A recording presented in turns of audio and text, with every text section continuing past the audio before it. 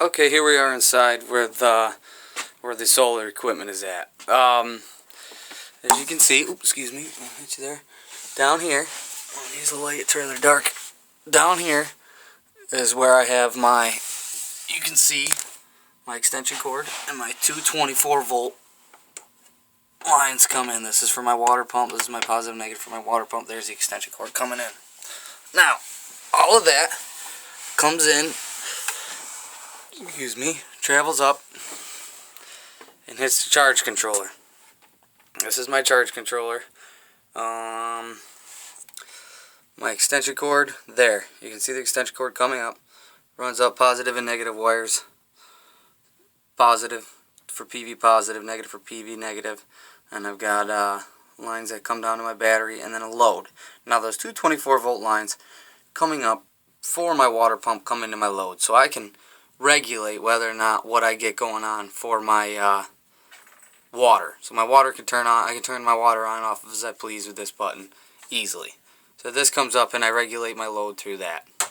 Now from there to my battery, it comes down. I have lines that come down, have positive and negative. Actually, they come just to a to some alligator clips. There's my positive and negative. Man, it's kind of dark, you can't really see. But here I have alligator clip here to my positive here, which also the red goes to my inverter. That's also my positive. I have one leg, which is, this is wrong, you're not supposed to do it this way. I need 24 volts. I had two batteries for the longest time. I just wired them in series, and I got my 24 volts.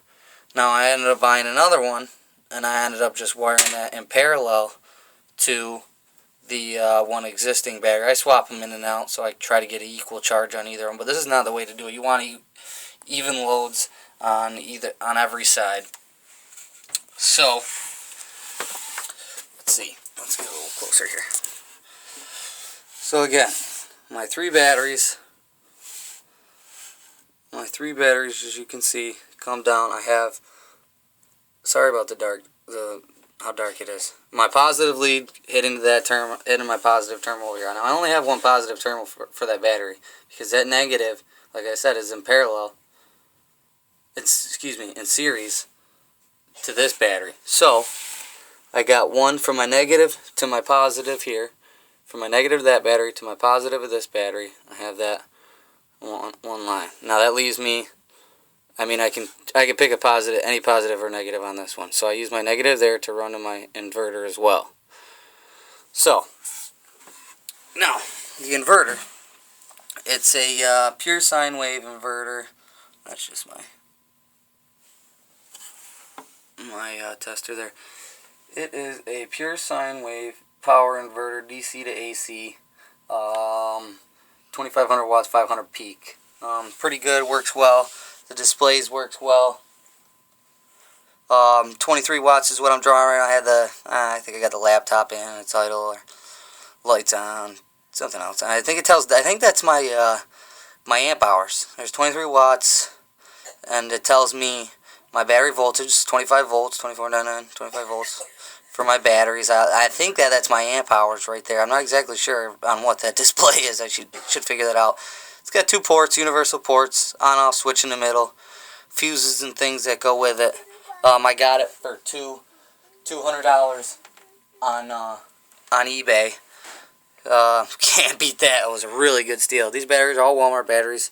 They're 100 something bucks a piece. The amp hours, they're all Everstar Deep Cycle 845 cold current, 122 amp hours, which would make sense if this is running me at 118 point something amp hour. That would make sense. That display is my amp hour display.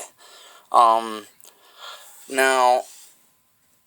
the inverter's pretty quiet. It's not that quiet. It sounds like a damn rocket ship going off.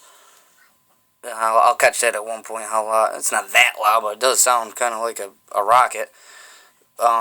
It's very efficient. There's very minimal waste. It's a very efficient inverter itself for cheap. So that worked out well. As you can see, I'm still pulling 25 away. I'm gradually going up. I'm still running my pump just kicked up back off The refrigerator's running. I'll show you that here in a second when that's on. Now we'll jump back up to this, to my charge controller here. Now we're at 25.2. Now, with this charge controller, excuse me.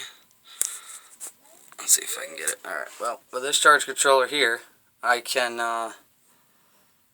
25.2 volts, it tells me exactly when my battery's doing well or not. We haven't had very good, here, hang on one second. It tells me the battery temperature, 22 degrees Celsius. There's my battery temp, excuse me. I'm drawing 3.1 amps at the moment.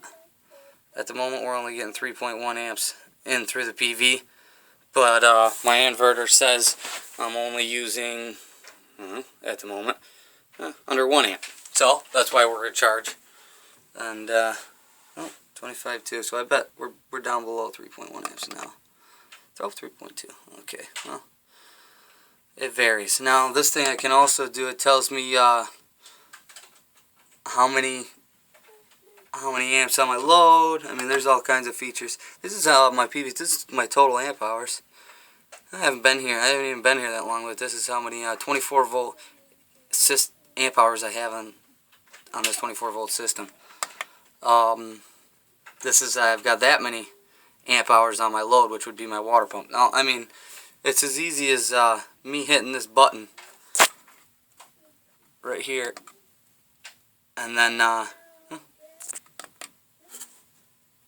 I can't not while I'm in scan. But anyway, hang on one second. Now PV off, 26.9.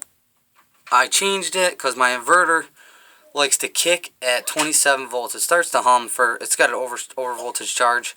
So it starts to hum at 27 volts. I got it 26.9. I do change that, and I do try to charge my batteries up to about 20. When I equalize them, I get up somewhere around 28 volts.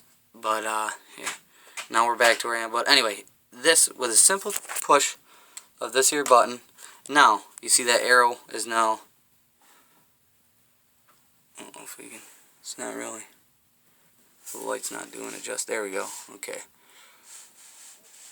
Now you can see that arrow is off. All I did was touch that light. That one button right here to the right. Now that just shuts my pump off. Anything that I have in that load. Now I just turned it back on. Anything that I may have on that load, it just turned it back off. We're at 25.4, 25.5. Climbing, we're probably got decent voltage coming in. 3.6 amps. Not a lot. Like I said, I've seen upwards, just with those two panels, I've seen at 17 amps being pulled in. So they're pretty efficient panels. Hang on. Now, PV off 26.9. My load, I have this set so my load turns on at 25.2. The water will automatically kick on. If these batteries get below voltage, this thing kicks off, I don't remember. The inverter kicks off at 21.4. And this is somewhere around exactly the same thing, which is pretty nice. So at around 21.4, everything, the load turns off, everything turns off. But the load turns on, it's automatically come on at 25.2. So if I run out of juice at night for water or something like that, and then I leave for the day to go to work, I come back, the pump won't kick on unless the batteries are at least at 25.2 volts, which is pretty good. So it's on now. It's 25.5. Let's see. Load off. Yes, here, 21.4. So it kicks 21.4 here, and then it kicks at the inverter at 21.4 as well. Load on. I can set a timer for my load. I got it on 24 hours a day. 24-hour load. It's got a little battery indicator, he smiles and stuff. And then we're back here, 24/7. Now I'm only at 24.7. Well, you're gonna wonder why. Well, I came down. You didn't hear it, but you can see I'm now. See, there's a little difference. There's like 0.25 volts difference between the inverter and the charge controller. So where it says we're really at like 28.5. Excuse me, 24.8.5, and I'm drawing 115. The refrigerator, it uses a lot more juice to kick on, obviously, a compressor. So I think it kicks on. I mean, it gets upward to like 800 amps, and then it drastically drops right back down. But my refrigerator is running and 24.58. I'm only drawing we're only drawing about we'll say 3.5 amps for this instance.